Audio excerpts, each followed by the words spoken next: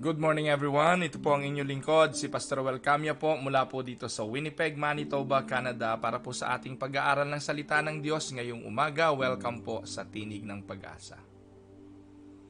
Mga kapatid, I hope everything is okay. I hope the sound is okay.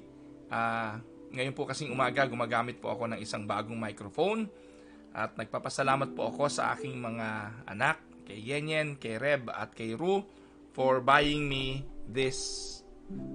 Yan. Ewan ko po kung nakikita ninyo. Pero salamat po sa biyaya. And they want the Tinig ng Pag-asa broadcast more reliable and more efficient. Kaya po salamat sa aking mga anak. I hope mas maganda po yung atin pong sound ngayon at mas malinaw.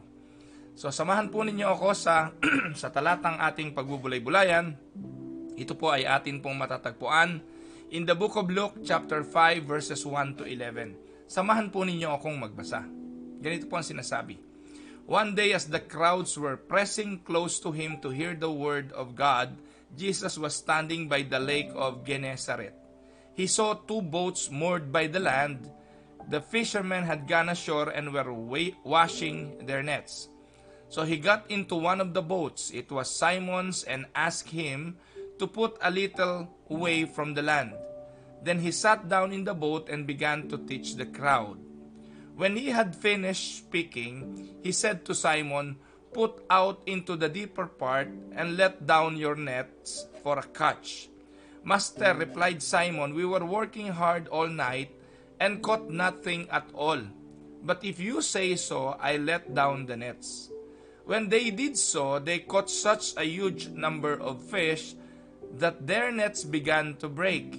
They signaled to their partners in the other boat to come and help them. So they came and filled both the boats, and they began to sink. When Simon Peter saw it, he fell down at Jesus' knees. "Go away," he said. "Leave me, Lord, I'm a sinner." He and all his companions were gripped with amazement at the catch of fish they had taken. This included James and John, the son of Zebedee, who were partners with Simon. "Don't be afraid," said Jesus to Simon. "From now on you'll be catching people." They brought the boats into the land, then they abandoned everything and followed him. Luke chapter 5 verses 1 to 11. Sunod po natin ang John chapter 21 verse 4 hanggang 6. Ganito naman po ang sinasabi. Early in the morning, Jesus stood on the shore, but the disciples did not realize that it was Jesus. He called out to them, "Friends, haven't you any fish?" "No," they answered. He said, "Throw your net on the right side of the boat and you will find some." When they did, they were unable to hold the net in because of the large number of fish. Pagpalain nawa ng Panginoon ang pagkabasang ito ng kanyang mga banal na salita na sa umagang ito'y ating pagbubulayan. Mga kapatid, sa mga talatang aking binasa, ito po'y nagpapakita ng dalawang uri ng himala na ginawa ng Panginoon sa dalawang magkaibang sitwasyon. Ito po yung himala ng paghuli ng napakaraming isda. Yung unang karanasan ay yung first time na tinawag niya ang kanyang mga alagad para mangisda, para maging fishers of men. So nakahuli po sila ng maraming isda, pero during that big haul of fish, sinabi ng Panginoon, mula ngayon, you will no longer be fisher of fish, you will be fishers of men. And immediately, nakakataka po rito, pagkatapos po nilang makita yung himala ng Panginoon at yung napakaraming mga pagpapala na isda na ibinigay sa kanila, iniwanan nila ang kanilang trabahong yon and they followed the Lord. Yung sumunod naman po sa book of John, chapter 21, ito'y pagkatapos na po na ang Panginoon ay mamatay. No po? At nagpakita po, hindi, by the way, ito po yung pagkakataon na ang mga alagad ay sumunod na sa Panginoon, at sa talata pong ito, early in the morning, ay nagpakita ang Panginoon sa kanila. Minsan pa, inulit ng Panginoon ang himalang ito by showing them how to catch a fish. Parang ironic, ano ho? Pagkatapos na sabihin sa kanila ng Panginoon, na iwanan niyo ang pangingisda at sumunod kayo sa akin, tapos sa pagkakataong ito, Jesus encouraged the disciples to again catch some fish. So, pag-aralan po natin ito sa buhay natin. Sabi po, there is nothing worse than feeling used. Wala daw pong pinakamasama sa buhay natin kundi yung tayo mapagsamantalahan. Hindi po ba? There is no worse experience than feeling like yung kailangan ka lang kasi may kailangan sila sa'yo. Yung bang tipong lalapit lang sila kasi meron silang gustong kunin.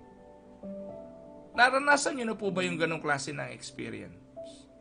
Hindi po ba hindi pleasant yung ganong klase ng experience? It makes you want to avoid the person altogether. Para bang yung tipong pagpadating na, gusto mo na magtago. Yung pag nasilip mo sa bintana na kumakatok, gusto mong wag buksan ng pinto. Hindi ko po alam kung merong ganong klase ng mga taong naranasan na kayo sa buhay ninyo, pero isa po sa pinaka-worst situation ng buhay ay yung ikaw ay mapagsamantalahan. Perhaps that's why James says sa Biblia, sa James chapter 1 verse 27, na ang pure religion, yung undefiled religion, yung pure and unmixed religion ay yung tinatawag na, ano tawag doon? Ang tunay na relihiyon, sabi ni James, ay pure and undefiled.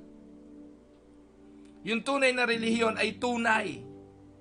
Hindi po ito consist in caring of, ano tawag doon? Masamang intention.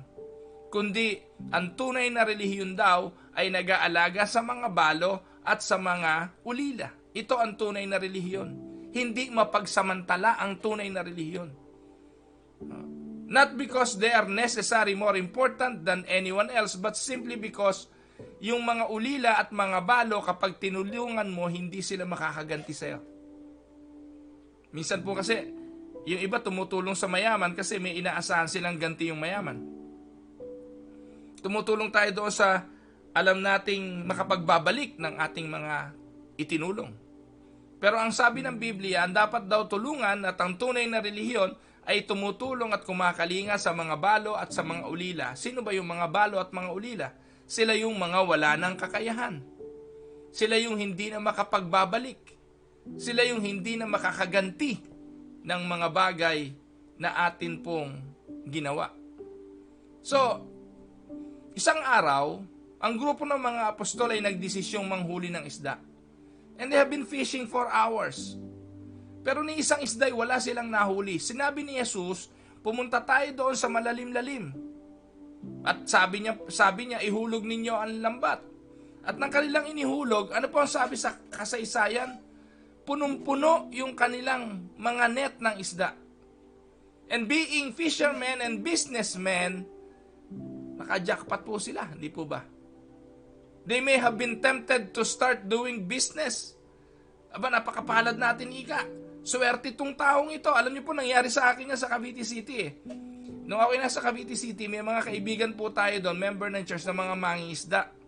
Isang araw, ako po'y dinaanan para sumamang mangisda. No, hating gabi po mangisda eh. Ako po mga kapatid ay, noong mga panahon na yon, hindi ko madalas iniiwanan yung aking mag-iina kasi po nakatira kami sa church, sa church building. Wala naman pong parsonage yun. Doon lang po sa maliit na kwarto sa Cavite City kami na natutulog. Dinaanan po ako ng mga kapatirang ito para mangisda. Iniwanan ko po yung mag-iina ko. Sidang hesitant po siya na lumakad ako kasi wala nga pong silang kasama doon sa church. Eh di sa madali sabi, sumama ako at nung nasa laot na kami, mga kapatid, hindi kayo maniwala. Unang hango pa lang namin nung sapra, yung panghuli ng isda. Eh hindi po mabilang kung gaano karaming isda yung nahuli namin talaga naman. No? Salinyasi po yung nahuli namin. Banyerang salinyasi. Kaya unang hango pa lang yung bangka namin ay itinakbo na agad doon sa sa Parañaque, doon po sa bulungan ng isda, doon sa bentahan ng isda, yung amin pong huli. Napakadami.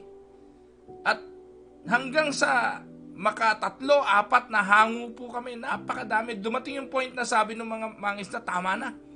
Tama na ika, wala na tayong paglagyan.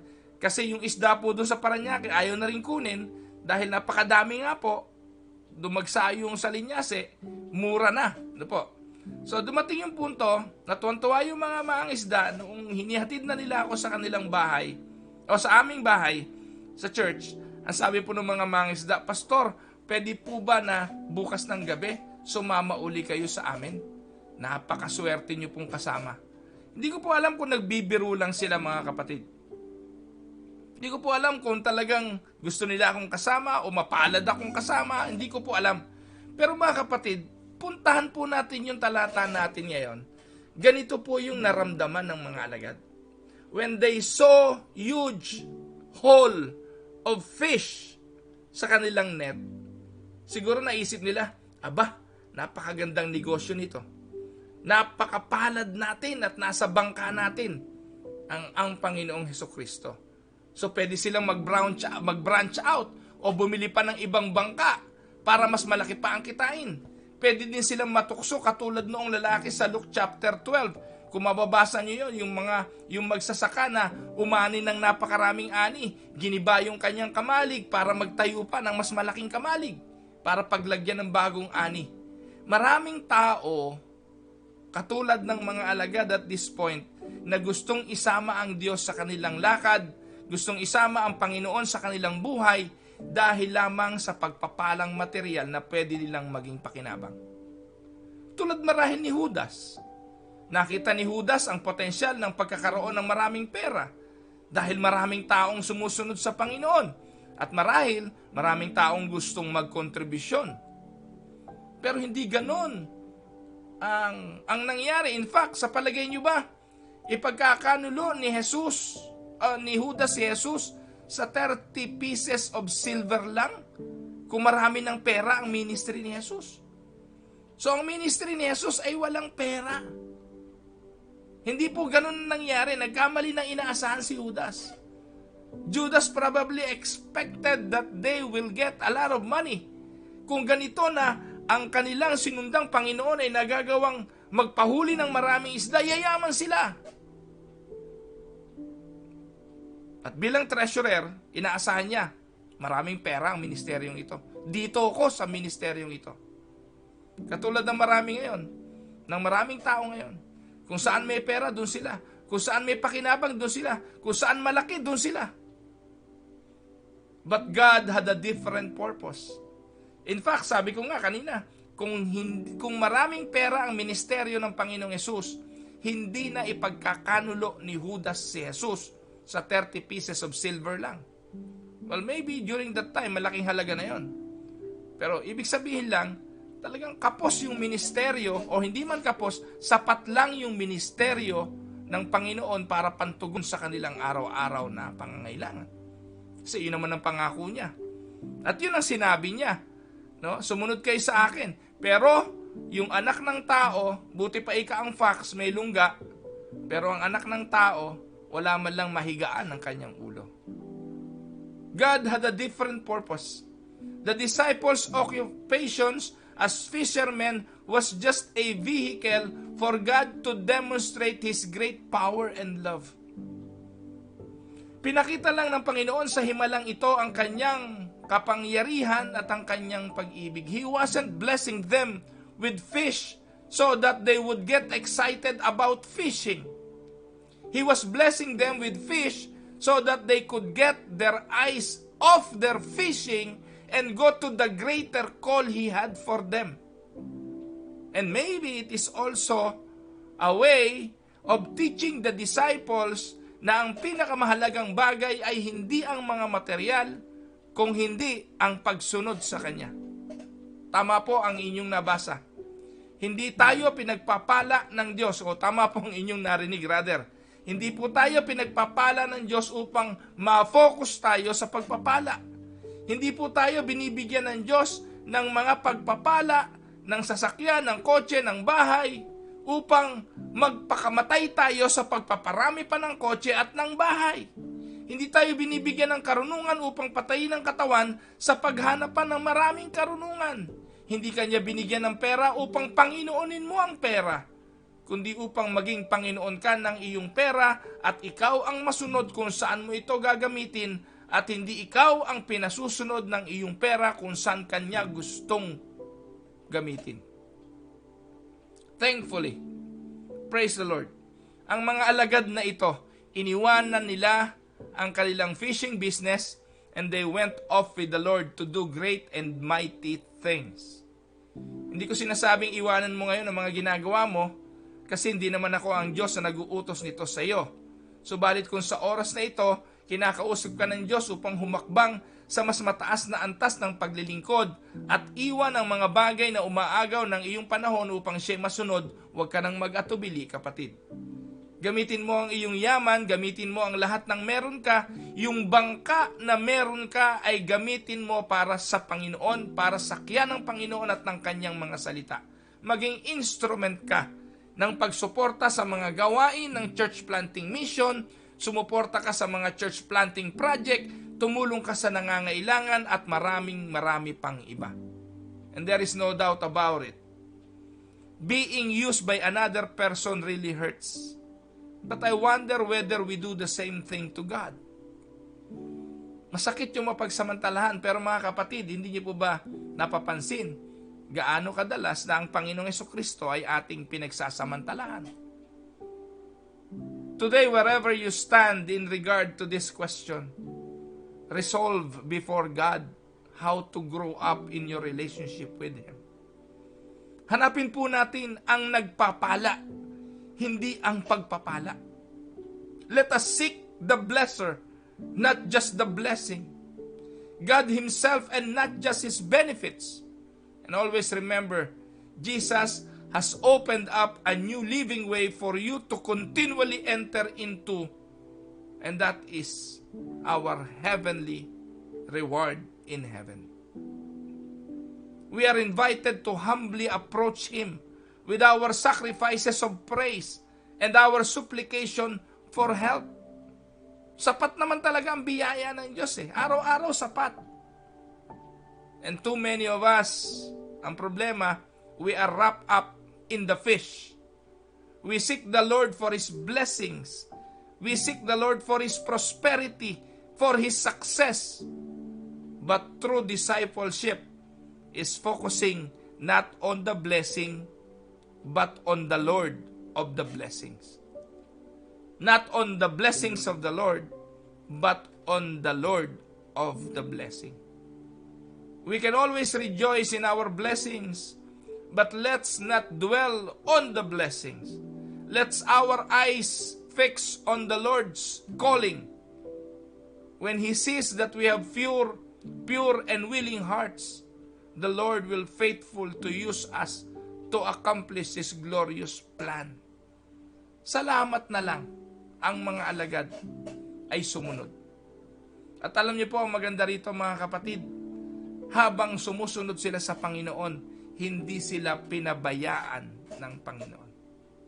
The blessings of the Lord was there for them. Enough para tugunan ang kanilang pangangailangan. At naniniwala po ako sa bawat sa atin, ganun din. Pero ang hanapin natin ay ang Panginoon at huwag tayong sumunod lang sa Panginoon dahil sa pagpapalang inaasahan. Kasi po ganito yung mga alagad marahil nung una. They want to follow the Lord because of the blessing. Imagine niyo nga naman, kahit saang bahay kayo pumunta, kumakain kayo dahil yun ang pangako. Kahit saan silang pumunta, pinapakain sila. Kahit sa bundok nakagagawa ng paramihin ang tinapay at ang isda. Kahit saan sila tumungo, there are bread enough to eat. Hindi sila pinabayaan. Pero kalaunan, na-realize ng mga alagad na ang tunay na pagsunod ay hindi dahil sa benepisyo, hindi dahil sa isda, kung hindi dahil sa ministeryo at sa misyong ipinapagawa. Amen? Nakakalungkot po, maraming mga pastor ngayon nagtatrabaho para sa pakinabang. Nagtatrabaho para sa sweldo. Hindi ko po sinasabing mali ang sweldo. Mali naman yung simbahan na hindi iniisip yung kalagayan ng kanilang mga gagawa. Pero mga kapatid, ang importante hindi yung pagtingin sa pakinabang, kung hindi gawin yung ipinapagawa ng Diyos na makapangyarihan sa lahat. At pangako naman ng Diyos, tutuparin niya na hindi tayo pababayaan. There will always be enough fish. There will always be enough bread on your table. Amen? So purihin po ang Panginoon. Magandang araw po sa ating lahat. Tayo po'y saglit na tumungo, tayo po'y manalangin. Ama naming Diyos na makapangyarihan sa lahat, pinupuri ka namin, pinasasalamatan sa araw na ito, sa patuloy na pagpapalang ipinaparanas mo. Sa mga biyayang hindi nagkukulang. Sa iyong kamay na humihipo sa mga panahon ng mga bagay sa buhay namin ay tila mahirap. Salamat po sa paalala. Salamat po sa mga mensahe. Salamat sa iyong pag-ibig na lagi mo pong ipinapadama sa iyong mga anak. Sa umaga pong ito, dalangin ko po sa iyo ang bawat isang nakikinig sa tinig ng pag-asa, ang kanilang mga karaingan sa buhay, ang kanilang mga karamdaman, ang bawat daing ng kanilang mga puso. Tugunan mo po ito, Panginoon. Huwag mo po silang pababayaan at lagi mong ipadama na nakasama-kasama kanila sa bawat hamon ng buhay na dumarating. Sa iyo po namin ibinabalik ang lahat ng papuri, lahat ng pasasalamat, kasama ang pananalangin sa mga may karamdaman, sa mga may pangangailangan, sa mga dumaranas ng problema sa relationship, yung pong COVID pandemic na amin pong kinakaharap hanggang ngayon, dinadalangin namin ito sa iyo, Panginoong Hesukristo, humihingi ng tulong na kung mamarapatin mo po, Panginoon, na matapos na po ang pandemic na ito, wala po kaming kapangyarihang turuan ka, utusan ka, ang amin pong hinihingi ay habag. Maraming pong salamat. Ito po ang aming dalangin sa pangalan ni Jesus. Amen and amen. Magandang araw po sa inyo mga minamahal na mga kapatid. Good morning po Tita May Paredes Libertino, ang mga kapatiran sa Aristocrat, kay Brother Dong Calunya, kay Pastor Albert Lopez, magandang araw, kay Maan Colina, good morning sa iyo kapatid, kay Connie Causaren Villanueva, kay Jonalyn Pakinggan, kay Ate Raquel Bayot, kay Mean Darwin, good morning Mean, kay Ate Norma Luarca, kay Ayi Advincula, kay Ate Gina at kay Kuya Pedro de Castro, kay Pinsan Randy Reyes, kay Sally Villanueva, good morning Sally, kay Ate Mirna Sinfuente, kay Ate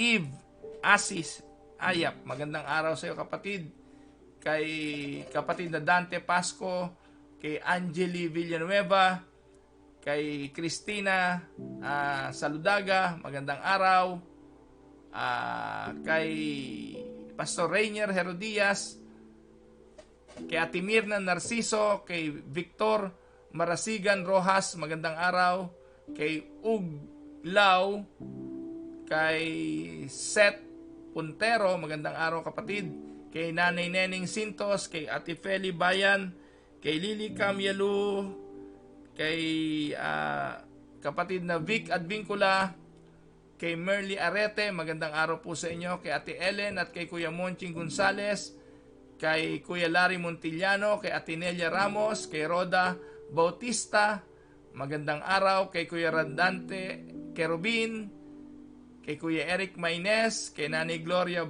Barco, kay Weng at kay Arnold Arevalo, kay Agnes Sapitan, magandang araw sa inyong lahat mga kapatid, kay Minda Lingan, kay Miriam Galvan at kay Ate Elvie at kay Kuya Dol Paredes, kay Vanji Magnaye. Ayan, magandang araw po sa inyong lahat mga kapatid.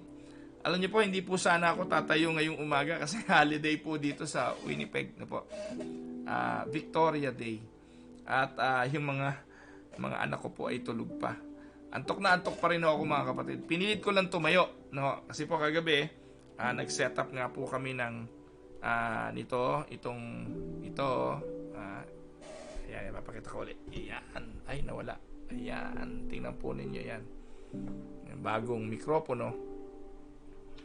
Napuyat po kami. Tapos, naglinis po ako ng aking computer. Nilinis ko po yung mga files kasi po, medyo mabagal na po dahil sa dami ng tambak na file sa desktop. Ayan. So, I hope kayo pong lahat ay pinagpapala ng Panginoon at patuloy na nagtatagumpay sa pang-araw-araw na pangangailangan, lalo na po sa mga pag-iingat sa COVID. Manatili po tayong naka-quarantine hanggat maaari. Wag po muna maglalabas. Alam ko po na ilang araw na lang, no, ay mangyayari po yung mga dati nating normal, or kung hindi man tayo bumalik sa normal, we will go back to something new but great. Amen? Ang Manitoba po, pang-6 na araw na po na wala pong kaso ng COVID at 25 na lamang po yung kaso na alam na merong COVID at ito po ay pinapagaling na lamang. So I hope ang buong Manitoba ay maging safe, ang buong Canada, ang buong Pilipinas, sooner or later o soon ay matapos na po ang pandemic na ito para po makabalik na po tayo lahat sa dati nating ginagawa. So yun po, pagpalain po kayo ng Panginoon. Magkita-kita po tayo sa Wednesday para sa church prayer meeting. Bukas po para po sa Tinig ng Pag-asa uli, at sa susunod na linggo sa mga online pananambahan. Again, ito po ang inyong lingkod, si Pastor Roel Camia po, para po sa Tinig ng Pag-asa. God bless everyone.